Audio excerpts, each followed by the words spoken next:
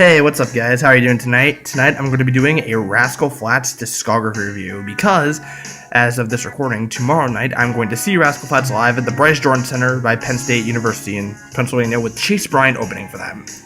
I'm really excited. This is my second time seeing RASCAL FLATTS. I saw them back in 2008 in Scranton, Pennsylvania when Taylor Swift opened for them, back when, no one knew who she was. And yeah, RASCAL FLATTS is a favorite of mine for the longest time. And I figured in honor of seeing them tomorrow, I would post a discography review for you guys so I can talk about them, their albums, and a general history or overview of their history as a group. So as you can see, that's the self-titled debut album released in 2000 there. We're going to be talking about that album first, along with Me and My Gang. I don't have three other albums. I don't have 2004's Feels Like Today, 2002's Melt, damn it, I didn't go in chronological order, fuck. I don't have those two albums. I don't have 2014's Rewind. But I have self-titled, I have Me and My Gang for 2006, a signed copy, I'm not bragging, but a signed copy of 2007 Still Feels Good, 2009's Unstoppable, then the move to Big Machine Records, we got 2010's Nothing Like This, 2012's Changed, and the Walmart exclusive Rewind EP from 2014. This is very hard to find. I'm glad I got it when I did. So there's one unreleased song called Dancing on My Grave on that EP that I'm going to talk about as well, and I'll talk about that because it's unreleased and I guess it's worth noting. So let's talk about RASCAL FLATTS' history. So RASCAL FLATTS is a country music group out of Columbus, Ohio, formed at the turn of the millennium, comprised of lead singer Gary LaVox, bassist Jada Marcus, and lead guitarist Joe Don Rooney. So the band really came to fruition in the late 90s when second cousins Gary LaVox and Jada Marcus got a job in Shelly Wright's band, then decided to branch out and form their own band at the Fiddle and Steel Guitar Bar in Printer's Alley, making 27 cents a night at least, if they were lucky. One fateful night, their regular guitarist couldn't fill in, so Jay, who had recently met this young guitarist named Joe Don Rooney, invited Joe Don to fill in. The first song they ever sang together was The Church on the Cumberland Road by Shenandoah. That's a popular #1 hit from the 80s, I believe. And they recall that they struck magic from the very, very beginning. So they get noticed by Lyric Street Records, which is a now defunct affiliate of Walt Disney Records, and they go in and record a demo. Regular from the Fiddle and Steel Guitar Bar gives them the name RASCAL FLATTS because apparently that regular bargoer, had a garage band in the 60s that he called RASCAL FLATTS and decided that they could use the name because it was cool. So they go in as RASCAL FLATTS in 1999, go in Lyric Street Records and record a demo. And the first time they ever recorded together was Praying for Daylight, which became their first single in the spring of 2000. And Praying for Daylight was an instant hit, peaked at #3 in the country charts. It was fresh, it was new, it was unique, nothing like what was on the radio at the time, and RASCAL FLATTS was catching attention. And they also caught scrutiny. They quickly became, compared to a boy band, they became the country equivalent to NSYNC and Backstreet Boys. And after following singles This Everyday Love and While You Love Me failed to do as well as Praying for Daylight on the charts, the boy band implications ratcheted up, and RASCAL FLATTS was in danger of falling off quickly, being a one-hit wonder. And this is considering that they promoted Praying for Daylight by doing a radio tour, playing at mattress stores and small burger joints. They took their music very seriously from the get-go, and they were urgent on getting people's attention. So the boy band comparisons come in, and they're thinking about releasing their next single, their fourth single from the debut album, and they realize that this is pivotal. This will be a defining moment in their young career. So they get reports that a local radio DJ, I forget where the DJ was, I forget where the station was, but apparently this DJ was playing I'm Moving On from the album because his wife liked the song, so he decided to play the album for the radio station, and then reports come flooding in of how people are depressed and contemplating suicide, and then they hear the song and it changes their life. RASCAL FLATTS realizes right away they have to release that as their next single. I'm Moving On peaks at #4, becomes a smasher for them, and their career takes off. 2002 comes along, and they scored their first #1 hit with These Days off their album Melt. And then RASCAL FLATTS really shifts their career into high gear when they release the music video for I Melt, which becomes the first country music video ever to show nudity. This is how you get in the news if you're a country band like RASCAL FLATTS. And I've watched the video a dozen times over. It's a good song. It's a good video. There's hardly any nudity. Other than the girl in the shower, there's people say, oh, you see Joe Don's ass. It's like the smallest pinch of crack possible. I don't really consider it nudity, but Great American Country, GAC, a country music television channel, banned the video because they're family friendly. Oh, by the way, that channel is so biased against Rascal Flatts. None of their videos get played on GAC except for maybe I Won't Let Go, because that's like a ballad. Songs like that. So Rascal Flatts really shifts off into high gear in the mid 2000s when they do smash hit covers. Notice their most successful songs are covers. You look at 2004's Bless the Broken Road off Feels Like Today. 6 weeks, I believe, 5 or 6 weeks at number 1 was a smash hit for them, their biggest hit. What Hurts the Most? Number 6 on the Billboard Hot 100, number 1 at country, number 1 at adult contemporary radio. That becomes arguably their biggest hit. Arguably their second or third biggest hit, 2006, Life is a Highway from the movie Cars and their Me and My Gang album. What Hurts the Most was also from Me and My Gang. And the argument can be made that their version of Life is a Highway is the most successful, most popular version of the song. It was originally recorded by Thomas Cochran in the early 90s, and he wrote the song and he performed the song originally, covered by maybe 1 or 2 artists after that, similar to What Hurts the Most and Broken Road. But with all 3 of those songs, the Rascal Flatts version was the one that got the most attention, got the most radio play, had the most success, and really captured listeners. So, number 1 hits all over the place, gold and platinum albums. And their success really carries over into their 2010 move to Big Machine Records after Lyric Street Records closes in 2009. And their success continues into the 2010s. 2012, the title track off the album Changed fails to reach the top 20 after all but 2 of Rascal Flatts' singles failed to reach the top 10. In the 2000s decade, only 2 of their singles didn't make top 10. Bob That Head from Still Feels Good and Why from Unstoppable. Every other single, anywhere between 1 and 9. So Changed, that's how the track comes out. Only peaks at 20, 25, 21, I think. Then 2014, they come out with Rewind. Rewind peaks number 3 as a single. And it's certified platinum. They're back in the spotlight. Payback and Riot both failed to reach top 20, let alone top 10.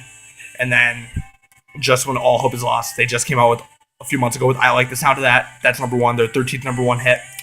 And now this year, they're nominated for Vocal Group of the Year at the CMA Awards after winning it 6 consecutive years from 2002 to 2008. So, as of this sitting, it's Rascal Flatts is sitting pretty right now.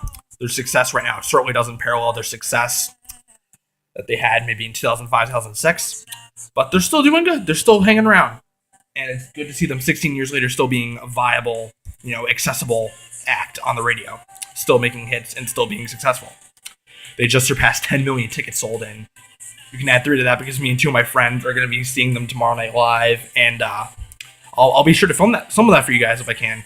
Hopefully the audio won't be terrible like my World Tour video was, but we'll do our best. And thankfully, on a side note, I have found a good solution to my editing woes because I just added or installed the Cute Cut app to my phone, so I can take all the videos that I film on my phone and merge them together and export them as one full video, which will be good because that way I don't have to leave my phone on. I can turn my phone off. I can just film all the videos individually.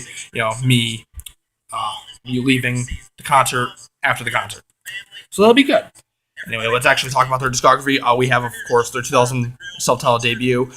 This album, it's Rascal Flatts at their youngest, at their most raw.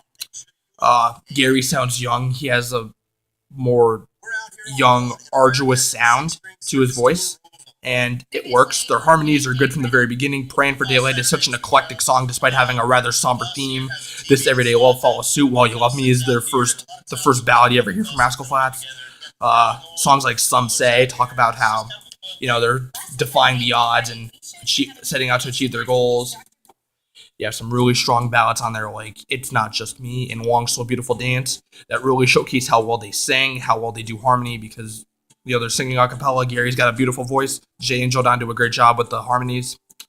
And the production value is decent, not compared to their maybe albums like Me and My Gang. It still feels good when they started doing producing with Dan Huff. Or 2014's Rewind, which they co-produced entirely by themselves with some production from Dan Huff and Howard Benson. Now remember, Howard Benson has worked with Daughtry, 3 Days Grace, Kelly Clarkson, 3 Doors Down, My Chemical Romance. To see him on a country album is kind of unusual, but we're not going to talk about Rewind. We're talking about the self-titled debut first. So this album, it's very eclectic. Not as poppy as some other Rascal Flatts releases, but still an eclectic, fresh release. Then we move on to, I was going to move on to Me and My Gang, but I forgot I missed the 2 albums. Or not missing, don't have. 2002's Melt is very, very twangy, definitely more country than it is pop, even though there is some pop appeal to it. These Days is a good ballad. It was their first #1 single, and rightfully so. It's probably the most powerful, most accessible, and most high quality of their earliest singles. And then you have songs like Mayberry, which is also a #1 hit, and I Melt and Love You Out Loud, the other singles, which are also very eclectic and showcase great vocals from Gary. Again, some very true blue country sensibilities in there. And you have other songs on Melt like My Worst Fear and Dry Country Girl, which have cute little stories to them that are really amusing and entertaining, and Rascal Flatts is always good at telling stories. We get to 2004's Feels Like Today, and that's when they really start to take off in terms of success. So, Feels Like Today have songs like Where You Are that really open the album on an amiable note. And then you have songs like Broken Road, which is a great ballad.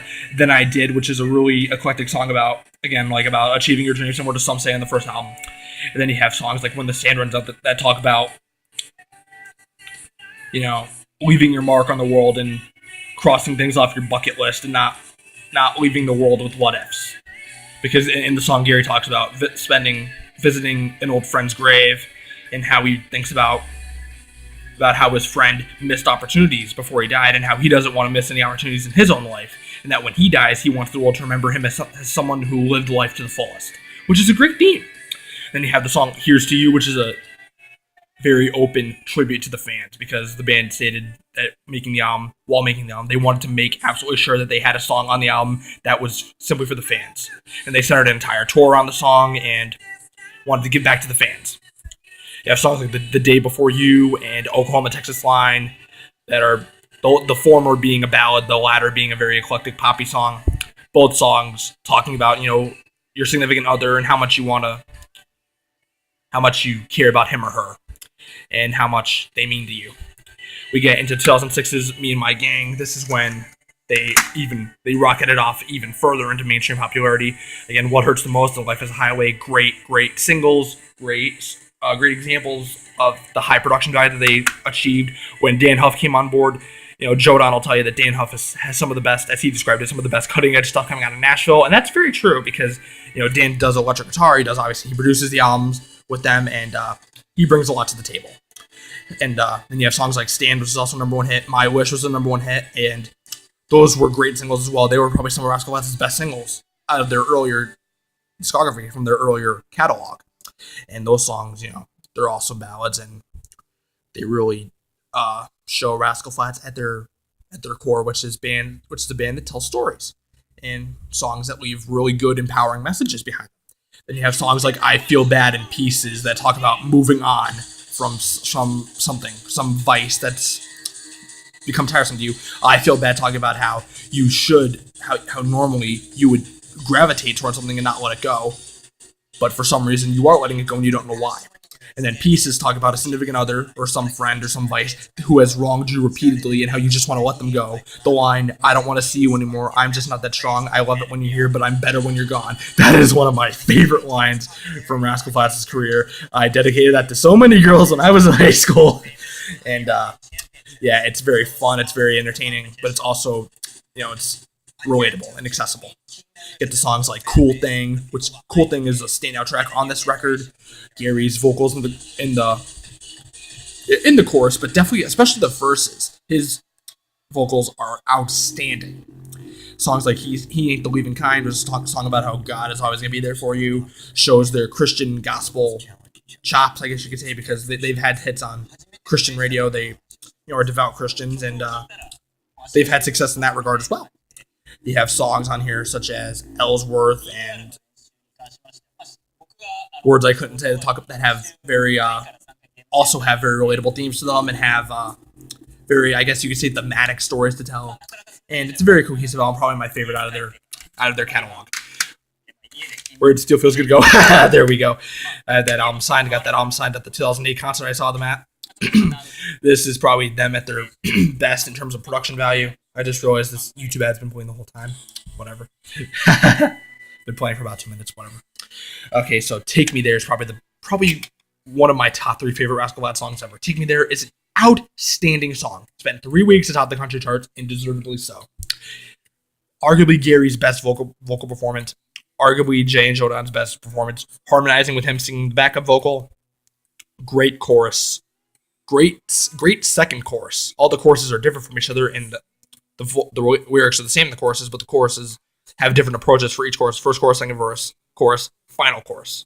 Verses are great too, but the second chorus is just, it's an eargasm, ladies and gentlemen. "Here" was also a #1 hit. That's a really good song. It's kind of a rehash of "Bless the Broken Road," but it still feels fresh and unique, and still feels welcome and new. And also talks about being thankful for your lover and how you wouldn't change where you've been because it led you to where you are now.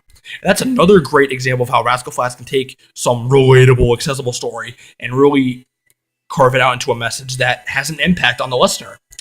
And then "Bob That Head." "Bob That Head" is not the best Rascal Flatts song I've ever heard. One of their weakest, I'm not going to lie. But it's still a fun, silly song for a weekend. And "Don't Let the Lyrics Fool You," as I forget who he was, someone who gave a negative review of the single when it came out as a single. He said, and I quote, "Don't let the song fool you. It's a song about a truck." It is a song about a truck.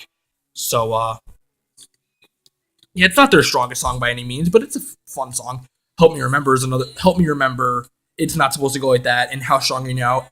Outstanding examples of Gary's vocals on this album. Probably the best vocal performance he gives in any of their discography. "She Goes All the Way," great song, duet with Jamie Foxx. Some great riffs from Jodan in that song.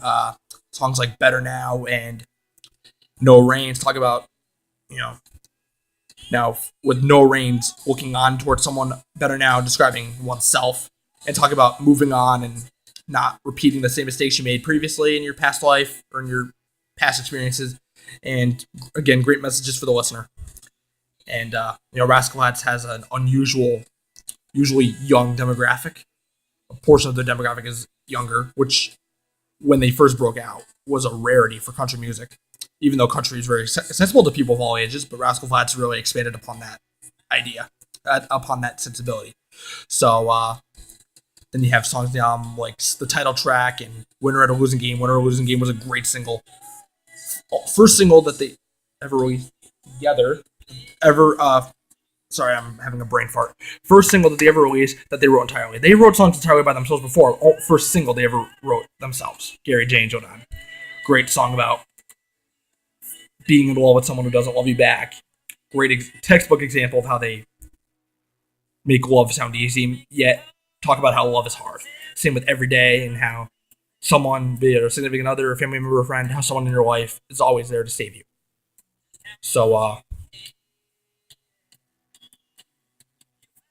it's a great example of just how they work at a significant superior level compared to other artists on the scene. Then we get into 2009's "Unstoppable." Great vocals here as well. "Here Comes Goodbye," "Close Forever," "Love Who You Love." Great songs. Great examples of Gary's vocals. Probably the highest production value they ever had, because this was at the peak of their Lyric Street Records tenure, last album before Lyric Street Records closed. And you have songs in here like "Unstoppable," which is probably my favorite Rascal Flatts song, because it's a song about standing up to everything that life throws at you because you can overcome it. Songs like "Once" and "Holding On" that talk about, again, being in love with someone who has left you and how you hold on to their memory because you can't let go. "Why" is a powerful song, even though it was their weakest successful single at the time of its release to country radio. Still a good song about suicide, and has a suicide's not great, but it's a great song, obviously. Great message and very relatable. If you're anything like me, you had to listen to the song while you watched a PowerPoint presentation in high school about bullying and suicide. I know I did. I lived my junior year of high school. We had a seminar on bullying and suicide prevention, and they gave us a PowerPoint presentation, and they played "Why" with it, and I, for one, was happy because it was Rascal Flatts. It's my jam. My friends who don't like country were not happy, but screw them.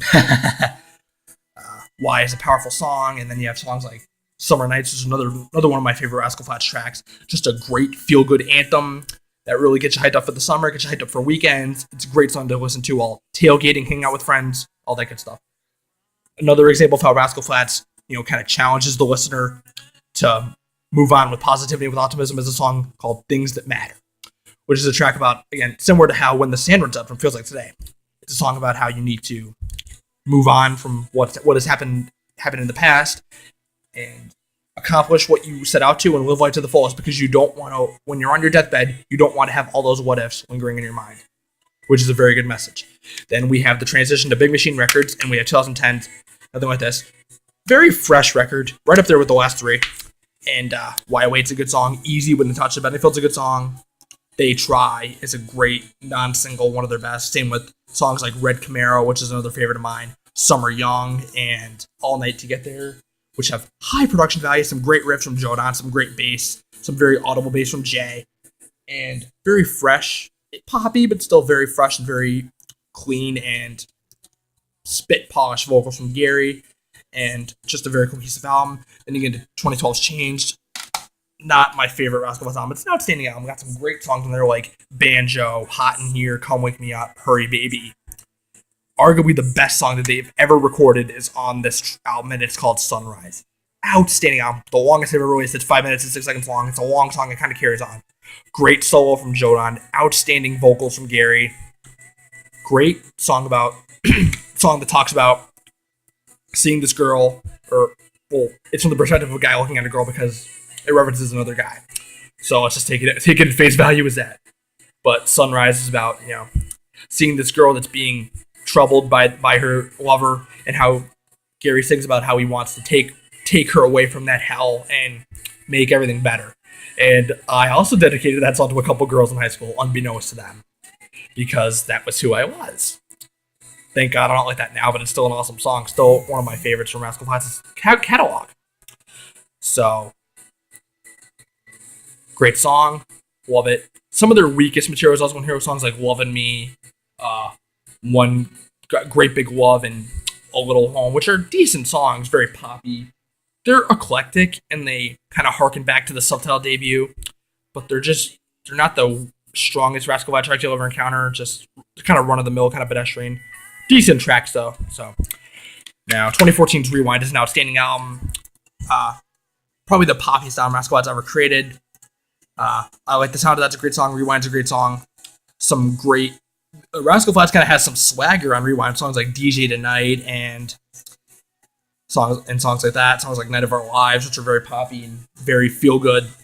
Then you have some great ballads that sound very unique and very fresh. Songs like The Mechanic and I Have Never Been to Memphis, which have some great thematic elements to them, some great lyricism, and songs like Powerful Stuff, which are, very enticing to the listener, very poppy in nature, also very eclectic, like most of Rascal Flatts' discography, but also have a knack for kind of being an earworm, which is something the majority of their discography has been very good at. So Rewind is a strong album, not their best, but their Big Machine tenure, but solid album, much better than Chain. Rewind EP. On here you have the title track Rewind, you have Why Wait from Nothing Like This, Come Wake Me Up from Changed, and Dancing on My Grave, which is an unreleased track. If you haven't heard Dancing on My Grave, you have no chance of finding it on the internet. You will only find it on this EP. It was supposed to be released with the full album, but did not make the final cut, so it's a Walmart exclusive. It says, you can't really see it, it says on the back that it's from their, it says, and I quote, from their forthcoming new studio album Rewind. And it ended up not making the album. It's a song about how Gary sings about when he dies, when the singer dies, how his ex is going to dance on his grave and kick up her feet, and how she's going to be happy that he's gone. And it's a fun song. It's very upbeat and very feel good. It's kind of like a screw you to an ex. And Rascal Flatts brings everything but the kitchen sink to the table with their discography. Songs about moving on from your mistakes, moving on from people and experiences that have wronged you. One thing that I've always taken away from Rascal Flatts' music, one thing that I think the average listener can take away from is how they comfort you, but they hold you accountable, and they make you hold yourself accountable. They comfort you when you need that comfort and when you need that solace and that place of safety from whoever or whatever has brought conflict into your life, but their music also empowers you and challenges you to admit to your own mistakes, own up to your mistakes, and carve out a better life for yourself. And I don't think you can ask for a better message from any artist, any genre, any number of people that are in the act, whether it be a solo act, a group, a trio, a quartet, quintet, a duo, whatever the case may be. Their music stacks up to anyone, in my opinion, and I cannot wait to see them tomorrow night. Again, as of this recording, I'm going to see them tomorrow night. It's actually 11:55 where I am right now, so in 5 minutes it'll be tomorrow. I really hope you guys enjoyed this video. I know it's long. Hope you guys enjoyed it. Like, subscribe, and comment for more content. I'll have the video posted up tomorrow. Maybe right now it's Thursday. 5 minutes will be Friday. Maybe Saturday, Sunday. I'll have the full Rascal FLATTS content video posted. I hope you guys enjoy that as well. More album reviews coming on the way. More political videos coming on the way. More vlogs. A lot of fun shit coming up in the future. Hope you guys enjoy. See you later.